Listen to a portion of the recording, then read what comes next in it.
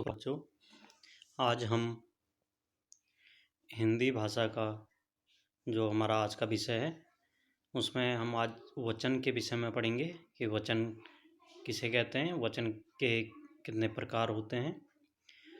वचन से हमें संख्या का पता चलता है कि वो उनकी संख्या कितनी है। जैसे एक हो तो एक वचन, और बहु जो एक से ज़्यादा हो तो उसमें बहुवचन। वचन मुख्यतः दो प्रकार के होते हैं, एक वचन और बहुवचन। यहाँ पर एक चीज़ हम जैसे संस्कृत भाषा में हम पढ़ते हैं वहाँ पे द्विवचन भी आता है, किंतु जो हम हिंदी भाषा में हैं, हिंदी भाषा में केवल दो ही वचनों का प्रयोग होता है, एक वचन और बहुवचन का प्रयोग। अब एक वचन शब्द के जिस रूप से एक वस्तु या प्राणी का पता चलता है उसे एक वचन कहते हैं। जैसे कलम, घोड़ा, मछली आदि।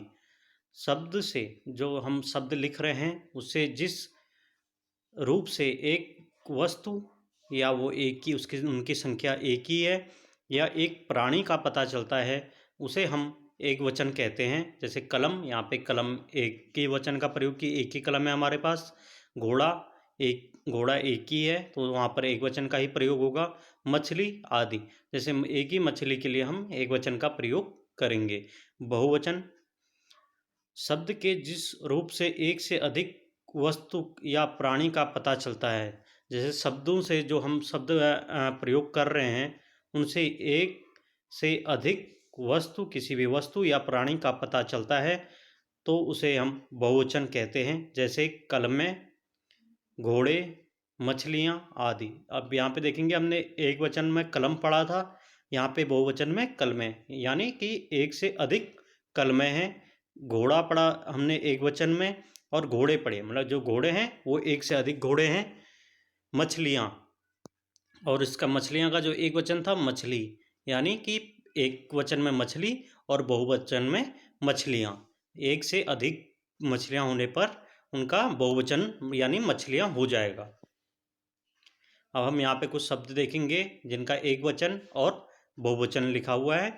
गाय एक वचन, गायें बहुवचन। ताला एक वचन, ताले बहुवचन। बच्चा एक वचन, बच्चे बहुवचन। सड़क एक वचन, सड़कें बहुवचन। पंखा एक वचन, पंखे बहुवचन। कमरा एक वचन, कमरे बहुवचन, यानी कि जहाँ पे कमरा एक वचन है और जो एक से अधिक कमरे होने पे कमरे। कपड़ा एक वचन, कपड़े बहुवचन। पुस्तक एक वचन, पुस्तकें बहुवचन। अगर हमारे पास एक पुस्तक है तो हम उसको केवल पुस्तक ही कहेंगे, या और हमारे पास एक से अधिक पुस्तक हैं तो हम उन्हें पुस्तकें कहेंगे। जैसे कि हम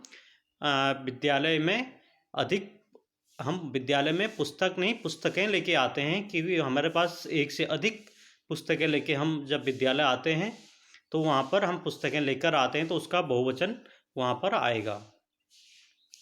वचन संबंधी जानने योग्य कुछ बातें हैं जिनका हमने विशेष रूप से ध्यान रखना होता है जब हम वचन का प्रयोग करते हैं। जैसे आदरणीय लोगों के लिए सदैव बहुवचन का प्रयोग होता है, किया जाता है। जो हमारे आदरणीय लोग होते हैं उनके लिए हम बहुवचन का प्रयोग करते हैं। जैसे हम कई बार जो आदरणीय लोग होते हैं उनके लिए संबोधन का भी प्रयोग करते हैं। जैसे हम कहते हैं हे भगवान, हे कृष्ण, हे राम इत्यादि। यहाँ पर सम्मानार्थक संबोधन शब्द जिनका हम प्रयोग करते हैं। जैसे अब यहाँ पे देखेंगे हम, जहाँ पे आदरणीय लोगों के लिए बहुवचन का प्रयोग किया जाता है। दादाजी बगीचे में घूम रहे हैं। दादाजी यहाँ पे केवल एक ही व्यक्ति हैं, किंतु वो आदरणीय हैं, इसलिए वहाँ उनके लिए हम बहुवचन का प्रयोग करते हैं। माँ खाना बना रही है।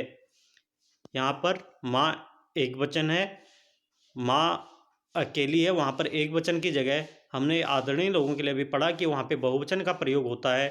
तो माँ खाना बना रही है, यहाँ पर भी बहुवचन का प्रयोग होगा। और कुछ शब्द सदा बहुवचन के रूप में प्रयोग किए जाते हैं। जो कुछ शब्द हैं जैसे हस्ताक्षर, आंसू, दर्शन, चाल, बाल आदि, जो हमारे हमेशा बहुवचन के रूप में प्रयोग किए जाते हैं, इनका एक वचन नहीं होता। कुछ शब्द हमेशा एक वचन के रूप में प्रयोग किए जाते हैं और कुछ ऐसे भी शब्द हैं जिनका हम हमेशा एक वचन में ही प्रयोग करते हैं। जैसे भीड़, भीड़ में चाहे कितने भी लोग हों उसका बहुवचन कोई शब्द नहीं होता, केवल भीड़ ही प्रयोग किया जाता है। पानी, पानी एक द्रव्य पदार्थ है, उसके लिए भी एक वचन ही प्रयोग होता है।